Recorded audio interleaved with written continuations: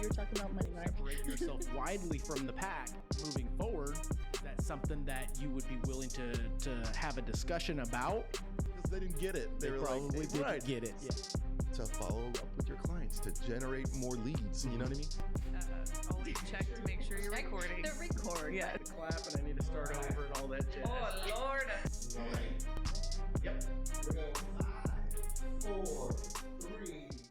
Welcome back to another episode of Key Factors Podcast. I'm your host, Mark Jones, and we are sponsored by ReviewMyMortgage.com, the largest index of mortgage programs nationally.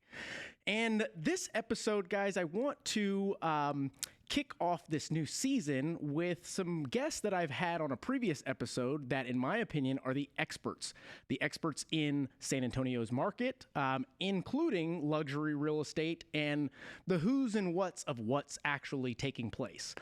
So without further ado, I want to welcome my guests. We have Stephanie Paxton and Robert Elder. Guys, how you doing? Wonderful. Good. Wonderful. Thanks for having us back. Yeah, Absolutely. Absolutely. So there's plenty content for us to talk about. But I want to start with giving you guys the stage for a moment to just tell us who you are. If those of you have not seen the previous episode that we have recorded, please go back and take a look at that. But I don't know, just a real quick who you are, what you guys do, Ladies and then first. we'll take it from there. I feel like I should have a new tagline. My name is Stephanie Paxton, and I'm obsessed with real estate because it's true. It's become an obsession, and it's been so fun recently because it's all in the news, and that's what everyone's talking about. It I is agree. Definitely all in the news. It's so true. It's so true. And that's something that I do want to get to talking about here shortly. But Robert, go ahead. Yeah. So 31 years in the business. Stephanie and I run a team of 4 now. We added another buyer's agent, and then of course we have our back end staff as well. But yeah, I mean, several thousand transactions and over 650 million in Millions sales. So of sales. we might kind of know what we're doing. I love that. And when talking and having these kind of conversations, I think it's important for those that are listening to know that they're listening to somebody that is an expert, because there's a lot of people out there that can, what I call, fake the funk. They can go through the motions, they can regurgitate different videos that are out there, but there's very select few that actually do the research and can apply it to what they do on a regular basis. You guys are the prime example of that, in my opinion. So kicking this off in our first topic, I want to dive right into what the hell is going on with our market. Lots of exciting stuff. It's definitely a diverse market, wouldn't you say, Steph? I think it's a confusing market. That's a great way to That put is it. a good word. Yeah, Mhm. I think it's very confused. I've always believed that buyers catch on to the market quickly. It takes a while for sellers to get it. And then once sellers start to they either get out of the game and get off the market, or they get right with the price and get the house sold.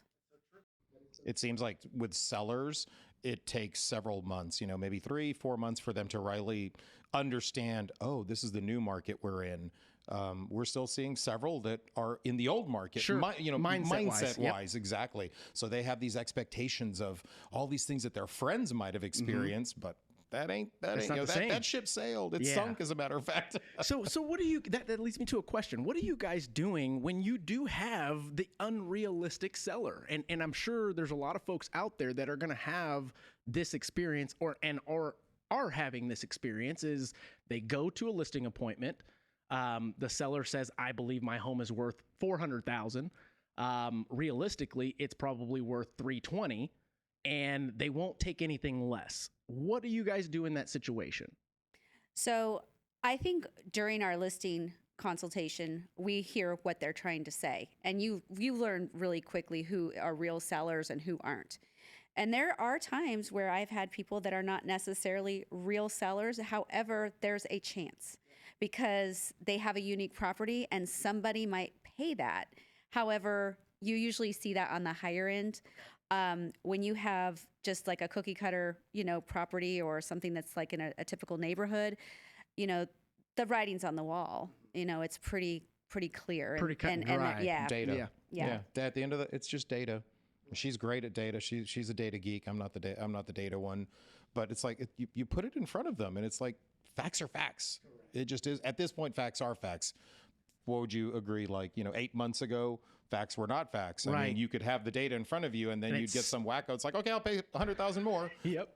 Okay. And that hurt us. There Right. was a period of time where our experience hurt us Sure. because we were like, there's no way the house is going to sell for that. I remember vividly, I had a gentleman that had a ranch. He had this crazy easement to his ranch. And I was like, there is no way anyone is going to pay what you want for this house. And it had been on the market several times. Several times for much less. And he had a number. And I was like, I can't list it. I don't want to spend the marketing money. And I don't want to tell you every week I can't sell your house. Someone else listed it and it sold in a week. And I was like, my experience hurt me. And this person, you know, I guess I could call them survivalist type of property because that's really what it was. Perfect environment for that house to sell. Yeah. Perfect. Yeah. And we missed it. And I mean, you've got that, but then at the same time, you've got this thing that most buyers actually need, which is lending. You need the lending side of things.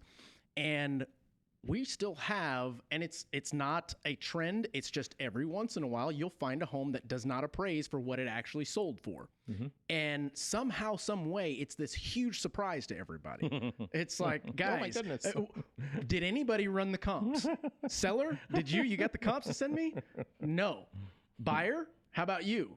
No. So you're saying you just allowed them to put this offer because that's what it was listed for and that's what they were willing to pay. And I Right. think that is the coolest part about our industry or market is it still has to appraise unless you've got the cash to put over and above. Right. In our market, San Antonio, in my opinion, is not the kind of market that you've got people with excess cash. Austin, Not local. Not local, Yeah, correct. not local. Austin, different story. They've got easy come, easy go kind of mindset. A lot of techies that are making plenty of money and they want what they want and can get what they want, Right. if that makes sense. Right. So I don't know if that's skewing the market or what that's doing to Well, it. we definitely saw a lot of those people coming in from other markets, with truckloads of cash from what they sold.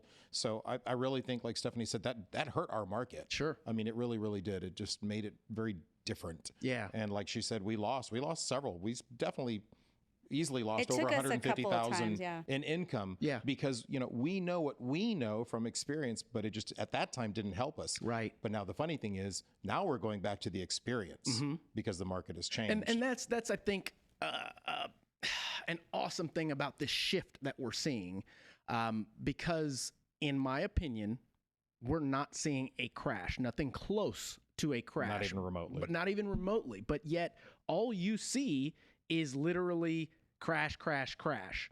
We are seeing a crash, Okay, explain. but it's in transactions, The not number price. of transactions. Okay, The explain amount. that.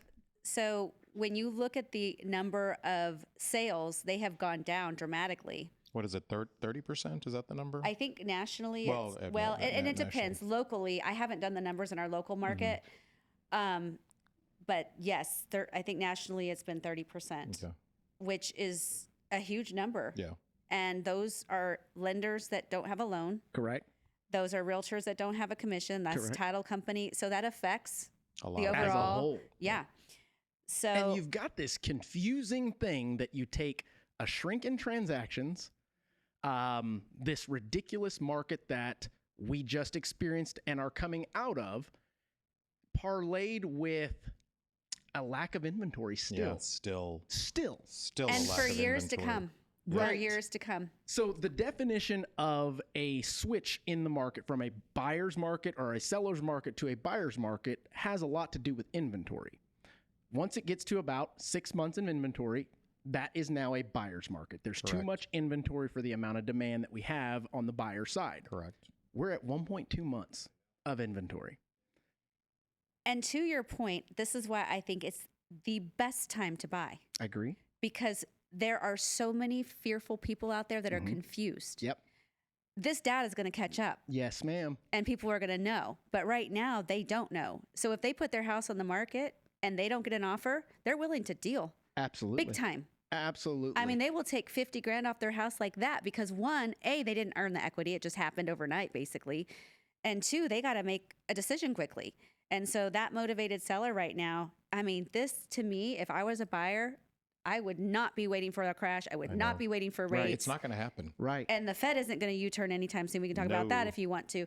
But we are this is the time to Right. buy. So there is an article that I stumbled upon, and I believe, JC, if you can click the next tab that it's on, go up there, click that tab, scroll down just a tad if you can, because I want to read this quote that's directly from it. Keep going. You'll see the quote. There it is. And the quote is, go down just a tad. The quote is, "We don't have a bubble. We just have an unhealthy home price growth."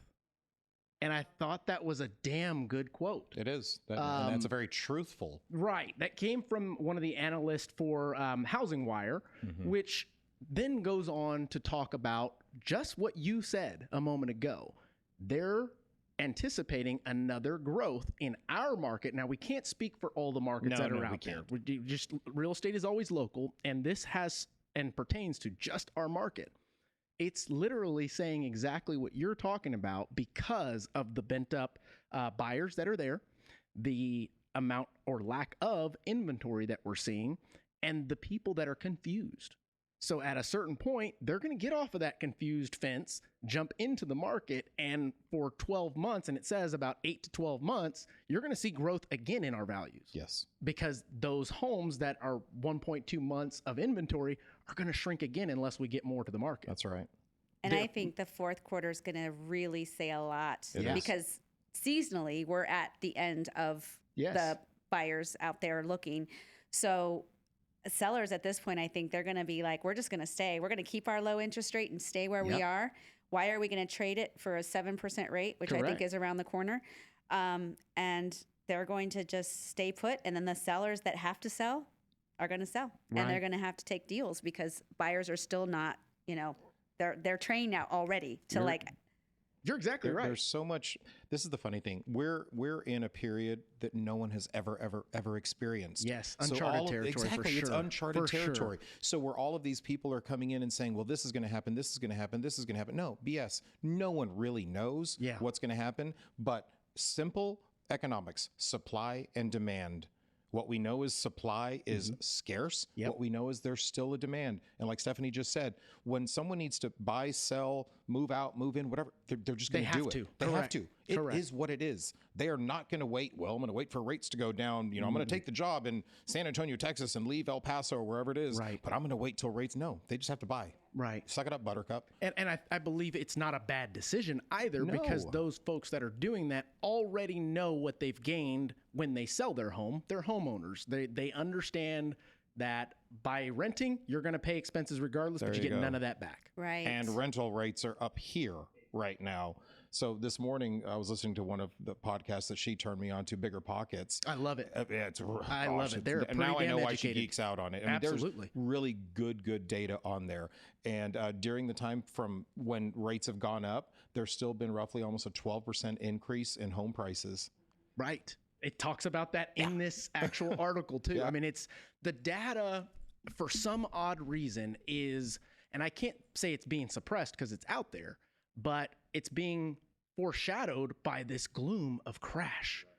You look up in YouTube, and I did it before we jumped on here, housing market data. And it's very little things to do with housing market data. But if you look up crash 2022, everybody and their mother has a video about it. Isn't that strange? It is. Well, it's like fear sells. Fear sells. You know? What do they say about the tabloids? Was it blood sells? Oh, yeah. There's a saying about sex, that. blood, and what is it? Tragedy? Yeah, it's true. It's the stuff that it gets attention. Right. Yeah, and then I think honestly, people, she is really good at this, and I've learned this watching her. So she really dives into the data. Most people are lazy. Yes. In my opinion. Yes. They'll listen to just a minute and okay, that's it. They know everything about it, and they're going to sit there and comment on it. Mm-hmm. And I think that is going to be a testament as to who can withstand this market, truly. I think that as rates continue to rise, I mean, we're already sitting back up at 6%. The national average is, I think, 5.99 as of today. Does that mean you can't buy a house? No. That means that you should probably get in sooner so that you have a basis point that is going to yield you some equity down the road versus getting in when the craze happens again. It's just one of those things that I can't stand talking about the media, but it's happening. We're being painted this picture, and the consumers that are digesting it are the same consumers that we have to go and re-educate. Right. We have to convince. Over We've and got to over prove and over. ourselves. We've got to Exactly. bring the data and explain it from another standpoint versus taking these touch points. And I love to see these videos where you've got crash, crash, crash, and in the comments, it's nothing but, yeah, I can't Oh wait for the my crash. It's going to gosh. happen. And I'm like, The comments are ridiculous. I would And- welcome one because I'm an investor as well. sure, likewise, yes. And it just means more properties for us to buy, but it's just not going to happen. I mean, here's what we know. We know we're 65,000 homes short here in San Antonio. We know that builders are pulling back. There's fewer starts. And I There's wanna fewer talk about permits that, so being keep pulled going, yeah. because they're confused as well. And also, not that they're confused, but they're not. It doesn't make logical Well- sense financially to continue to build not knowing if What's- there's going to be a need for it. Or Because- what's the Fed's going to do? Everyone's waiting to see what the Fed's going to do because if that price goes up one more point and everyone has to adjust 10%, where are their costs coming from? So they're not going to just go put out a bunch of, frames. Now, and, I do want to preface with the fact that the Fed raises rates is not a direct correlation with interest rates, with mortgage rates. It's more inflation that actually is tied to mortgage rates. But we, as mortgage lenders, investors, we pre-plan. We want to predict as much as we can. So if the Fed is raising rates or anticipating to raise rates, then we're going to do it before they do so that there's not a big surprise when it happens. So in my opinion, yes, they're probably going to raise rates, but our rates nationally are already on that trend. Now, if they come back and raise it again, we're probably going to raise before they raise. And that's just as a whole. And the idea behind that is the Fed is the one that the investors are getting their money from. The investors then loan the money to the banks and the mortgage bankers. So they've got to make a premium too. For too long, we've had free money going around, It was my cheap. opinion. Yeah, it was super cheap. cheap. And I think that's one of the issues we're seeing with these startup companies is they had tons of money at inexpensive rates, damn near zero. And now you're coming to find that they're not able to pay their bills because their plan, their concept isn't profitable yet still. So if you've got low rates, how can it be profitable with higher rates? So there's a gentleman that I've, been following for decades at this Sure. point, having done real estate as long as I have, and it's Dr. Mark Dodser. Okay. He used to be the chief economist at the Texas A&M Real Estate division. And Stephanie and I are having this conversation. So he spoke via Zoom at our Keller Williams office not too long ago, and he was talking about rates in Q4 going down to like 2. Mm-hmm. And I'm thinking, oh yeah, while some people would say, oh my gosh, that's great. No, I mean, I that actually scared me. Likewise. Did I fully believe it? It was hard almost not to believe it because this gentleman he's the man. He's the guru. He's the guy behind the curtain. I mean, Sure. he's typically never been wrong. I hope to God it doesn't go to that because, being that we have such little inventory as it is, it would create another feeding frenzy. 100%. And then at that point, honestly, I think the wheels would. Super inflated Yes. prices, everything. And then when you have an adjustment to that, how do you adjust from Yeah, that? exactly. We already just are doing it now. Right. And people don't believe that those are the true values. They're going to come down. It's like, guys, we're in Texas. Yeah. But yeah, that's tough. Yeah. And in my opinion, you've got to understand that buying a home at a 5%, 6% interest rate is still a fantastic rate. It is. Are we going to get back to the 3s? Probably so eventually. Everything's cyclical, and once we got down there, it's now the new kind of break-even threshold for our industry on the finance side of things. So it's absolutely possible. Is it likely? I don't think so. Unless we get inflation under control in a big way. Like I said, interest rates, mortgage-wise, coincide with that inflation wheel. You'll see as inflation rises, as do interest rates to combat that. But that's a good point. I mean, shit, what happens if that happens? Yeah. Then, I think all hell would break loose. then you've got a bunch of realtors lenders jumping back in the industry to help people that aren't there. Well, and then you look at the long term over a decade, how it would take a decade to recover from something like that. I think that's the worst thing they can do. I think the best thing they can do is what they're doing right now. Yeah. And let's just stay here. Yep. 6-7%. That's, I mean, you can drive a car for what, 7 years now on a 7% note. Yeah, that's true. I mean, most people don't live in their houses that long. That's so true. But yet they'll drive a depreciating asset. Yeah. Or they'll Immediately, pay, yep. or they'll pay stupid amounts on their credit card. Credit, yeah. 22% on their exactly credit card. right. It's like, oh my gosh. Yeah. I mean, when we had this happen, starting probably the mid 2020, after we got through the beginning of the pandemic, people still had to buy homes, all that good stuff, and they started seeing values rise. So they started paying over. Right. Well, the same thing was happening in the auto industry, but we're talking a silly amount over in compared to the actual asset of it. There you go. So you look at that, and now we're seeing tons of auto foreclosures or auto repos. Why? Because when times are tough, you're going to pay your mortgage and may not pay that overpriced car. Right. So, I mean, I talked to a lot of folks in the auto industry, and they're saying it's starting to slow down. Right. They're still having inventory issues as well, but at the same time, they're having a ton of foreclosures come back, or not for repos come back. Yeah. But I don't see that in our industry. When you go get an auto loan, how much of your income do they verify? How much of your assets? Any of that I stuff? don't know. I just bought one the other day, and I had to send in my 21 or 20 and 21. So Really? and that's very rare. I was actually happy. It's probably It is an rare. expensive purchase. It was. That's why. Yeah. Okay. So your average person goes into the dealership. Right. They buy their $30,000 to $40,000 vehicle, and it's credit score and who you work for on the application. As long as the credit score checks out, you're getting a car today. Yep. You're right. I was actually glad that they did that. Likewise, yes. To do that, because it goes back to how you guys are doing your job. Yep. I remember back in 2006, I think it was. I mean, it was like, does Mr. Elder have a sign of life coming from his nose, a little breath? Okay, yeah, give him the loan. Give him the loan. There's $1 million. Go for it. Go buy a house.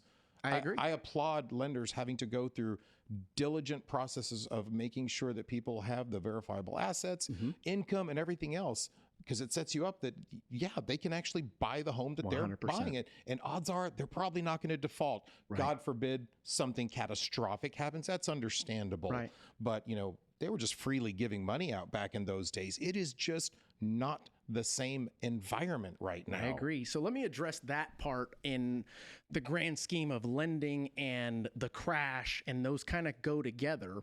The previous crash, and everybody keeps comparing it to 2005, 2008 situation, we had tons of foreclosure. We had tons of fraud. We had things that today's market does not have. No. I mean, you still have people that are issuing approvals without documents, but in the end, if they don't qualify, they can't get that loan. Exactly. They're not going to get the loan. Correct. Yeah.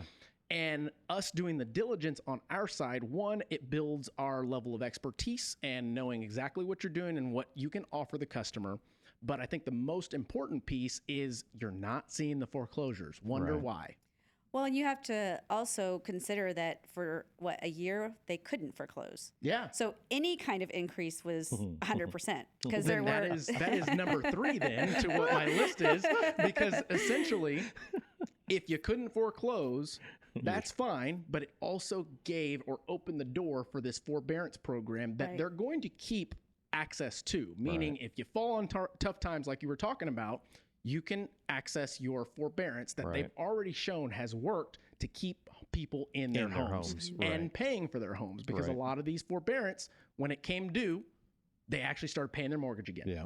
And that was like, wow, we're waiting for it to start ticking up, and it hasn't yet. Right. I mean, we're still at historically low foreclosure rates. Historic lows. Isn't that crazy? Yeah. So, but then why are the people waving the flag? Foreclosures, short sales. It's a marketing ploy. There you go. I'm saying it now. So if you're out there toting foreclosures on the market, send them to me. I mean, Jesus. I can't find them. But that's the thing is most people have so much equity, they could just sell it. Why would they even let the house go? So that being said, and that's a great point, how does that make any sense that if we just experienced, even if you purchased your home in 2020, we just experienced 18 and 19% year over year growth. You made money. Equaling 30 some odd percent in equity.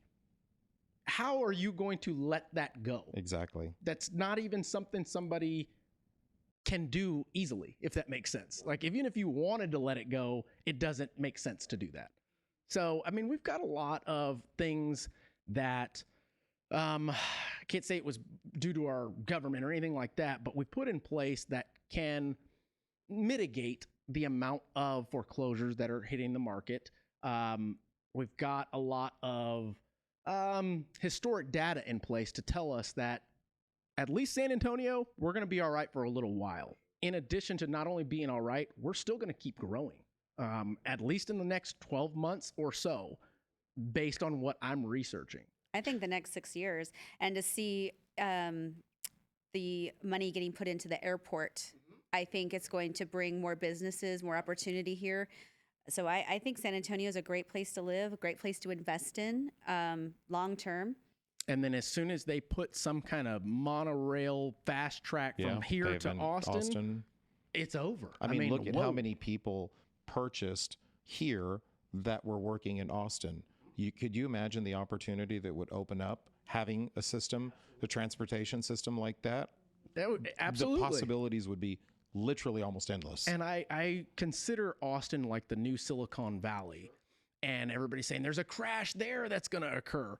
Well, no, there's a correction because things have to slow down eventually. If you keep on rising like it's doing, especially in a short period of time, everybody hurts from something like that. It's just not feasible, affordable, it's sustainable. Yeah. There's so many things that it's like, okay, how can this continue? It can't. So it's time for that to start getting back to reality. And what is the reality? It's just a new reality.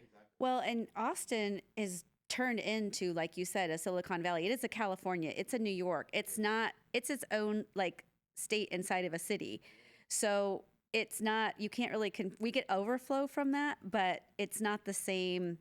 Their crash might be more of a crash. Yeah. Or considered a crash. Consider a crash, meaning their home values may come down more than ours here because we didn't go up as. So since you mentioned the crash thing again, it triggered something else. No, that's not a bad thing. It's not a bad thing. We're free flowing.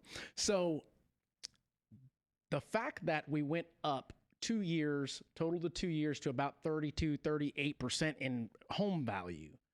If there was a price reduction, a value reduction, is it really a crash? Right. Right. In the end, because we're used to 4 to 6% year over year consistent growth. And that's like since the beginning of time, or at least when they started tracking it in 1972. How is that considered a crash? Now, less fortunate people that intended to sell their home for a profit may miss out, but it still doesn't mean you lost. You lost, exactly. You still have the property. You're still in Texas. It's still going to continue. In worst case scenario, we'll get back to 4 to 6%. Bummer with your already 32%. There you go. You get what I'm saying? Yeah, no, totally. I'm tracking what you're saying. The only thing that I think Texas needs to get a hold of is our taxes. Oh yeah, because property tax for sure. That can definitely make people move, because as their values continue to go up and their taxes go up with it, even at a low interest rate, they're paying more. And so yeah, that is definitely what I'm concerned about. And I think that there's a lot of folks out there, and I'm going to give this message to buyers, to homeowners, to realtors that don't know. Texas has a 10% cap year over year on your homestead. So if the value rises by more than that, they're only going to tax you on the increase of 10% moving forward and forward to the next year. So it's a lot of folks are saying, oh my God, they're going to be surprised with all these taxes that they're going to have to pay up front. It will be an increase of 10% if it is your homestead. Now, if you didn't claim your homestead, if you didn't do the research to know that that's what you needed to do in order to, I guess, keep yourself restricted to potentially overextending because of the taxes, that's shame on you. Shame on you, realtor, for not knowing that. Shame on you, buyer, for not doing your research or asking that, especially in a market like this. But if you're listening, watching this, you know it. Now you know. Now you Do know. it. No excuses. Right. So that being said, I mean, I think we got a good amount of what's going on in our market. You can only repeat so many times before you either get it or you don't. But one thing that I do want to discuss is what you guys think is going to happen with real estate, realtors, lenders, and the lending market as we proceed in regards to it's tougher. It's tougher to obtain customers. It's tougher to keep customers. It is tougher to sell right now. And I say sell because that's what we're having to do. Whereas before, just throw it against the wall. There's so many that, right. So what are your thoughts on that, guys? What does the future say about what's happening in our market and what it will lead to for your average realtor, your average lender? I think there's going to be, my personal opinion, I've lived through a crash. Sure. I look at it this way. I see opportunity. That's my mindset. Yeah. I see massive opportunity. I know that there's going to be a massive cleansing as well of LOs, of processors, of, people in the title business. The strong will survive, the weak will not. I doubled my business back in the 08 time, and I never went back to those pre-08 numbers. So when all of this adjustment started happening for me personally, I honestly started getting excited. You need to have the professionals in the game. There needs to be the professional loan officers that know what they're doing.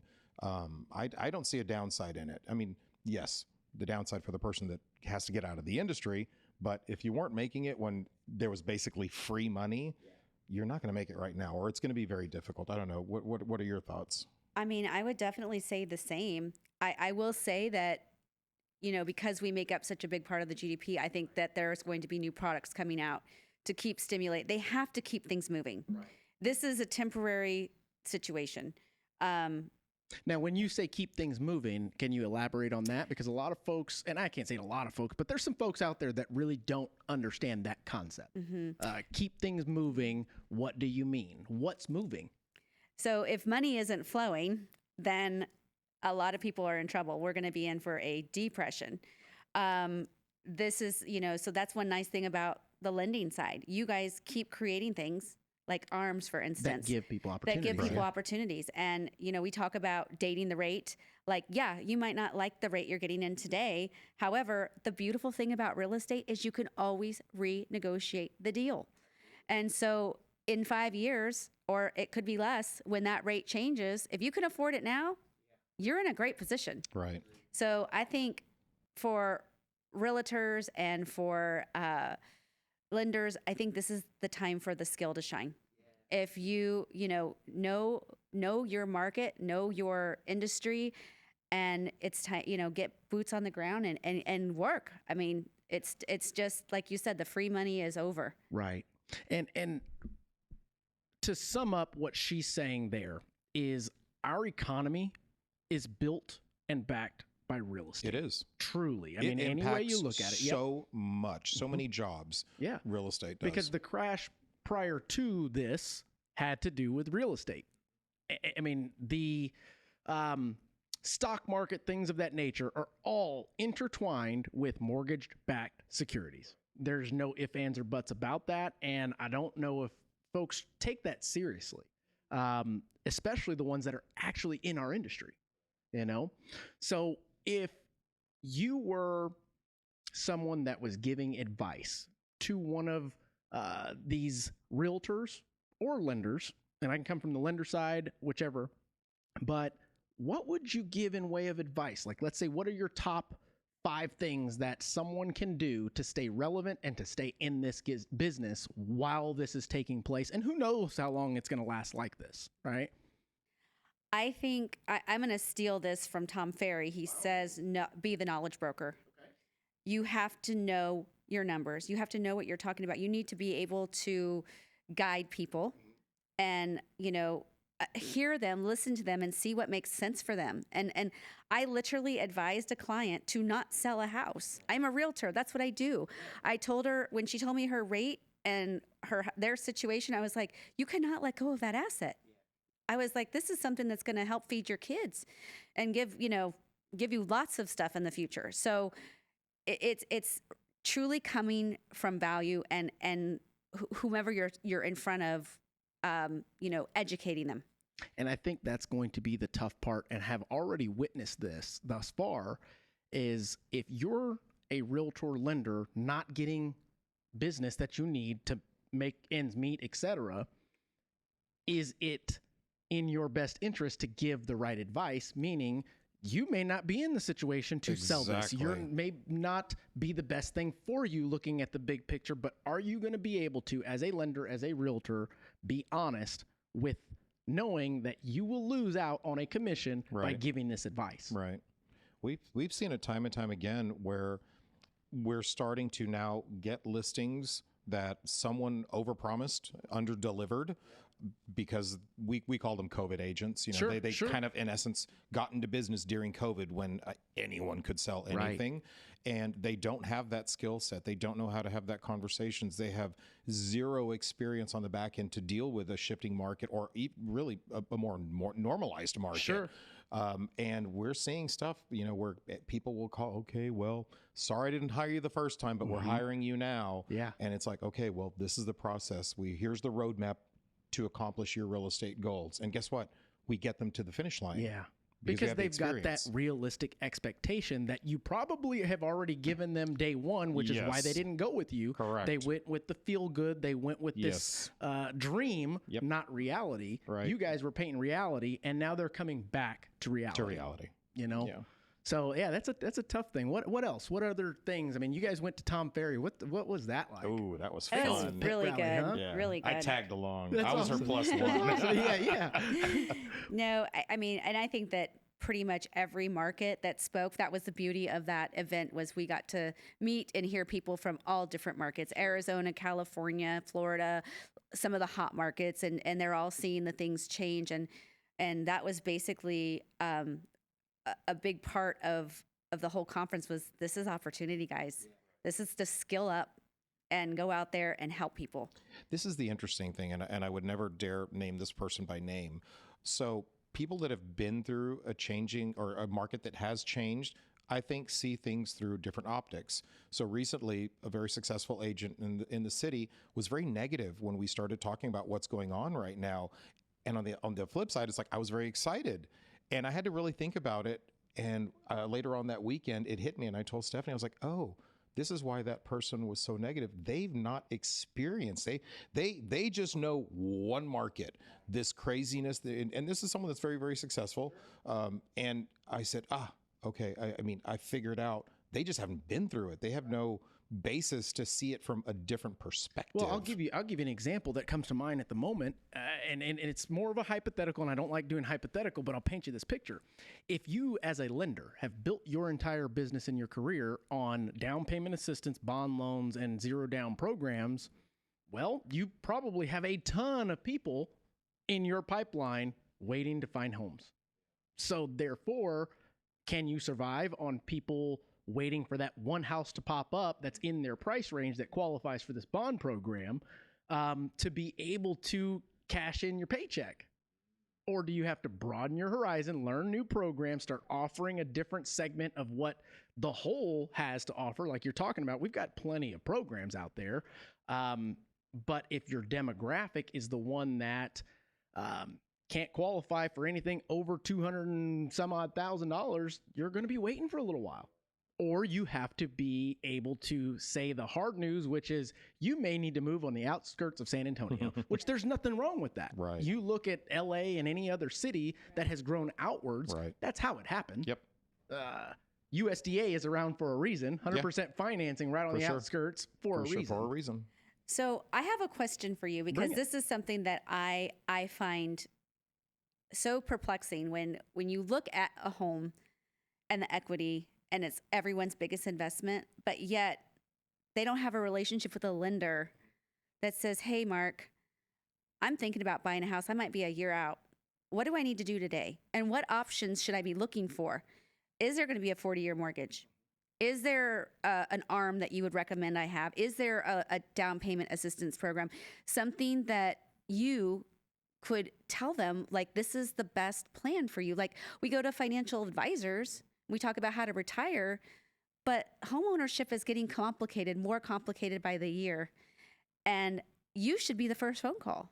I agree 100% wholeheartedly. I'm also going to dissect your question a little bit because you're right. Most people will call their financial advisor first when your financial advisor doesn't know shit about real estate. No. Unfortunately, they know what they've purchased and what they've seen in larger real estate holdings that their customers have had. But when it comes to real estate advice, you need to go to your lender, you need to go to your realtor, and hopefully the realtor is directing you back to the lender because everything, it's like a thumbprint. Everybody's got one and they're all different.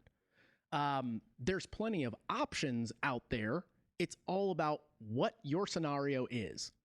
You can't give broad advice on a hypothetical. And I can't stand when I hear a customer come to us and say, well, this lender offered us this, this, and this. Okay, and what was your credit at when they pulled? Oh, they didn't pull my credit. Oh, there you go. What are we talking about here? Like, how does that make any kind of relevant sense?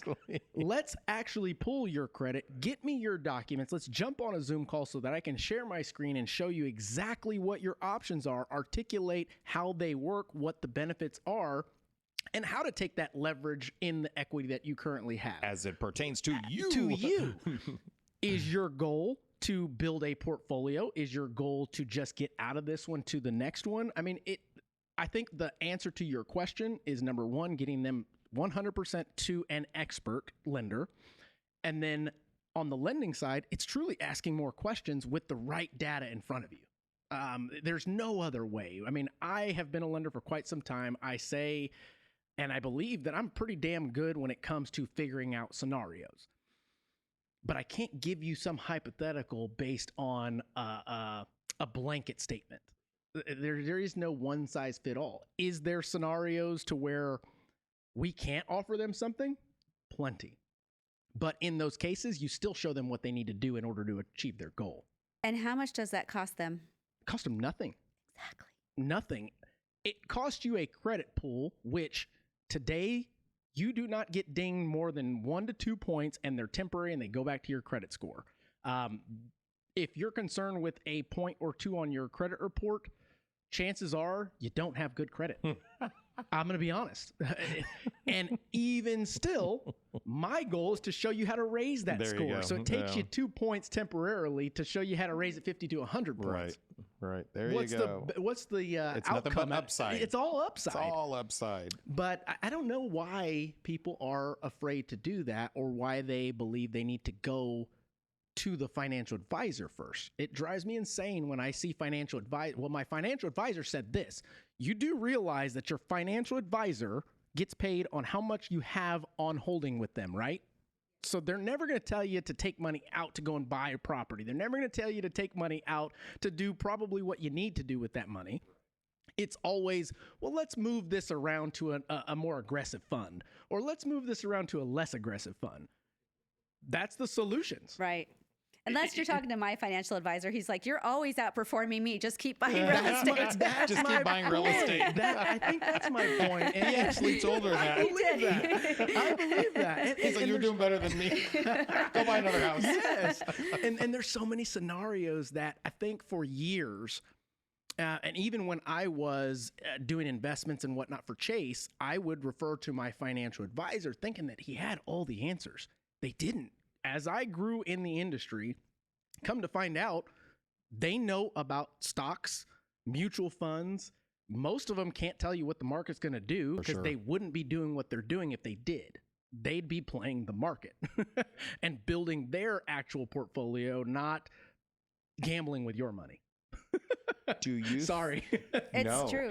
I'm with you on that because I'm going to go so far as to say that, Joe Blow Public, on the real estate side at least, they see equals. This kid just got their license, let's just say this morning. Sure. And Robert, Elder, or Stephanie, they've been in the business and thousands of transactions.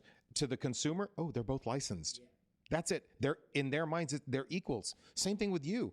You are a guy that'll figure stuff out inside out and sideways and have done thousands of transactions, and you can dissect that and get that customer the best deal. But then there's an LO that just got licensed.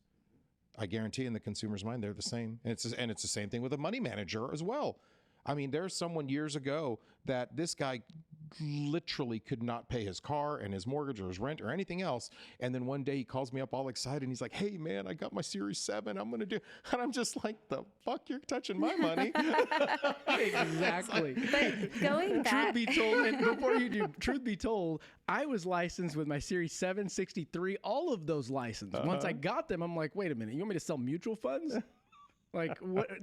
I'm not really doing what this license is for. Right. But I had to study and take the test, get licensed, accoladed. And then it was like, man, all right, so it's kind of a facade. There you to go. say that you can pass a test.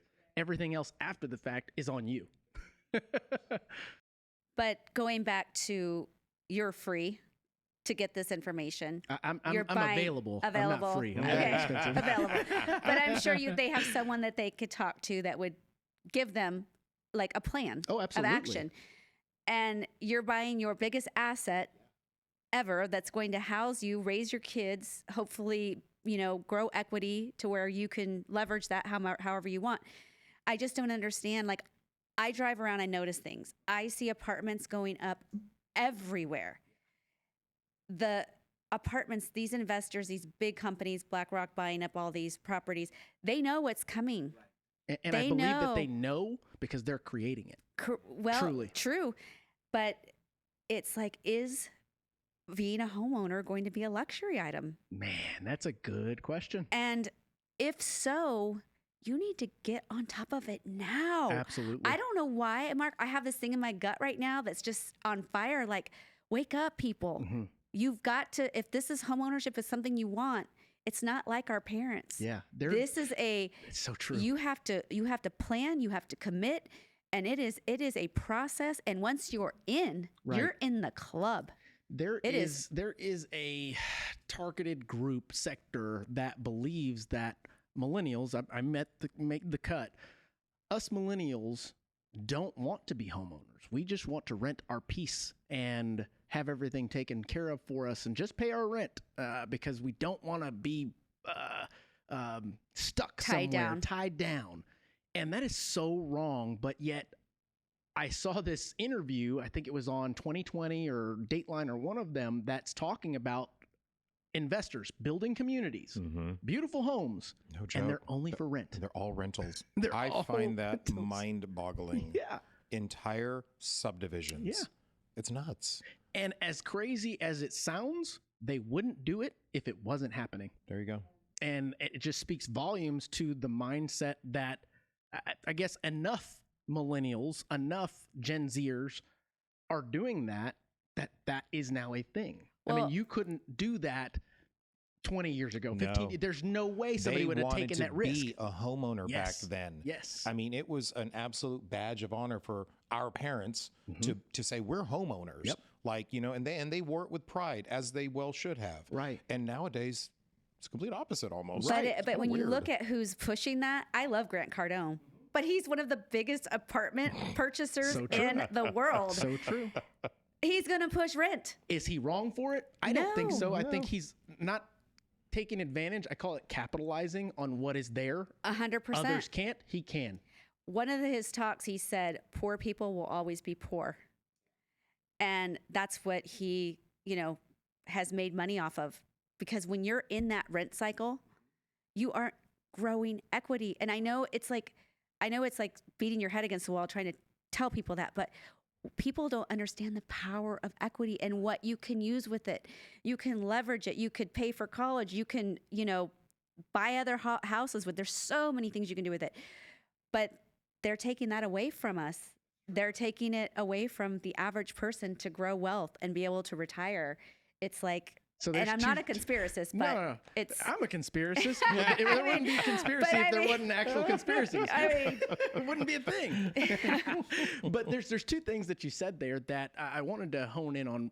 The first, I'll probably end up forgetting the second, but the first is I think just about every company that sells something, that sells a product, a service, is gearing their marketing, everything towards the poor. Why? Because they are the most frivolous with their money, one, which keeps them poor, as we would say. We don't know what define poor. Poor, right. Right. But at the same time, it's like Are they wrong for doing that? Because they're continuing to buy, It's a business opportunity. right? That's just unfortunately what it is. But you look at your companies that don't, your Mercedes, your upper echelon products. They haven't changed their products. They very rarely do any kind of marketing, that kind of stuff, because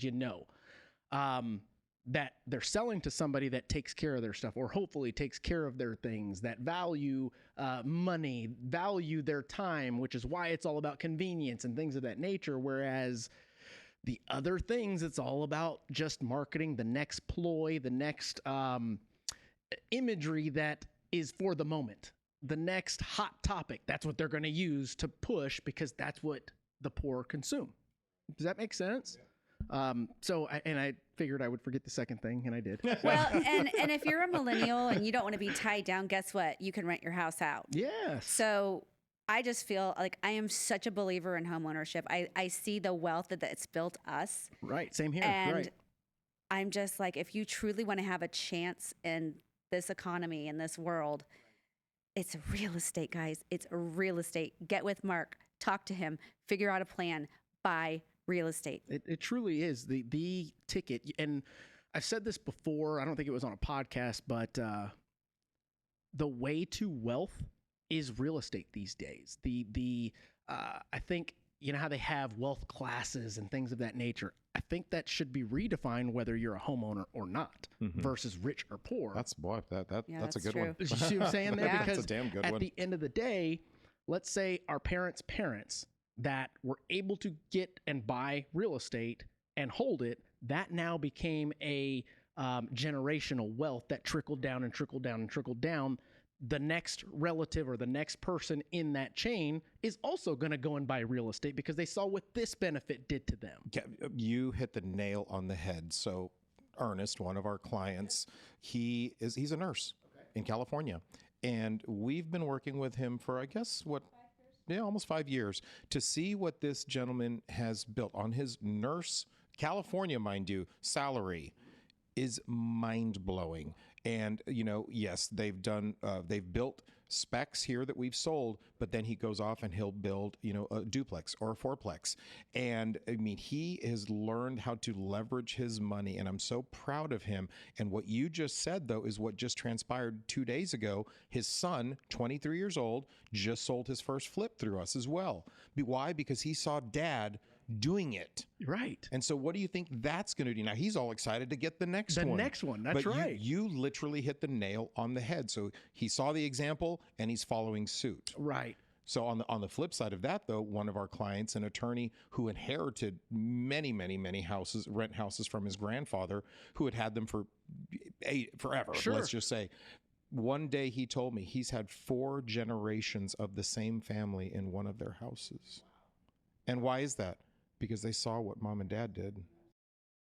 So meanwhile, those renters that they have in there, you can also see that they will trade those down from relative to relative in some cases, because that's all they know. That's all they know. That's tough. How do we do it? We educate. We do what we can. Exactly. But I can tell you, no matter how much money you make in your profession, in your craft, if you're not putting it somewhere, and I don't really trust the stock market because it is volatile and I'm here long term. Real estate has been good to me. I mean, You put your money in real estate, as long as you hold it long enough, you're going to be just fine. You're going to be just fine. Right. You're going to be just fine. Meanwhile, we're talking about higher rates. Consumers are going, but rates are high. We're talking about low inventory, but I can't find the right house. Well, why not compromise? Why not find a way versus an excuse? Because I've got investors all day long still trying to find ways, even at 9, 10, 12%, and still capitalizing. They're going, okay, yes, I'll pay this higher interest rate now, but as soon as they come back down, I'll refi. So give me a 1-year prepayment penalty. Right. No problem. That makes sense. You guys understand the concept of owning that property and generating the income from it, and also keeping the equity growing. Right. And tax benefits and All all of the other these things. things Exactly. That you don't know until you know. Right. Yeah.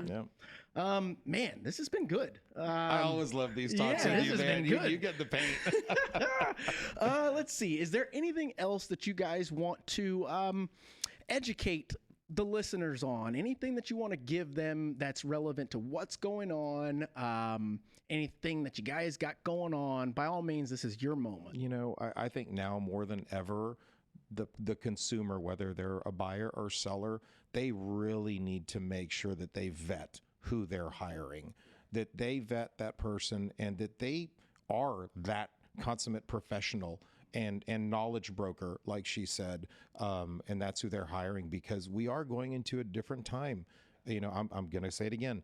Right now is a time of skill set. That is just what I know to be true. It's not even like I'm guessing. No, I know this to be true. So what are your thoughts? For me, I would say, I think this COVID taught me so much about community and real estate and what it means. I've never seen money, like seeing $2 trillion pumped into our economy.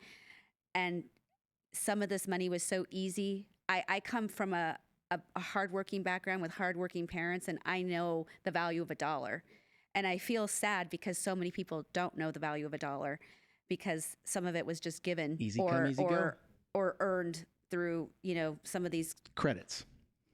crypto, whatever. There you go. whatever. Yes. And so I think getting back to just our hardcore American values, getting back to community. Yeah. What a home and a community can bring to a family, and raising good people to, you know, get back to some of our American roots is what I'm hoping and praying for. I really like that. I think with my closing message and the key factor of this episode, in addition to the market expertise that we saw, the true opinions, and not just opinions, but opinions based off of data, based off of experience, I can say that the biggest key factor is, like Robert said, make sure that you're working with an expert. You look at all the things that we buy, all the places we go as consumers. Don't you look at reviews first? Why not look at reviews or seek out reviews or references and things of that nature for somebody that's going to help you buy the biggest transaction you've ever purchased in your life? I think the information's out there, but we're probably being a little lazy about it. I think on the professional side of things, lenders, realtors, if you don't have reviews, if you don't have references, I'd start working on that pretty quickly. Because that is the way that our market is going. Most of the consumers out there are finding us online first anyway. I think you have to stay relevant with what's going on. And when I say relevant, I mean on a daily basis, because our market is changing that quickly. And there's always opportunity from us to learn from others. If you're open to sharing, you've got to be confident enough in what you're doing, in your business model, in your work ethic, to be able to openly share with other professionals what's going on. If not, you've only got your own perspective. And I think that is a tough part of being a real estate professional, is being open to getting other perspectives, because you may not always be right. So that being said, guys, this is going to be the first episode that we're kicking off on this season. I think it's going to be an excellent episode. If you have not already, go back and listen to the previous season. There's some great content in there that is not necessarily relevant to the time, but more so timeless. But as always, thanks for listening. Thanks for tuning in, and we'll catch you on the next one. You were talking about money, right? Separate yourself widely from the pack moving forward. Is that something that you would be willing to have a discussion about? Because they didn't get it. They were probably like, didn't get it. Yeah. To follow up with your clients, to generate more leads. You know what I mean? Always check to make sure you're recording. The record. Yeah. Clap, and I need to start over and all that jazz. Oh, Lord.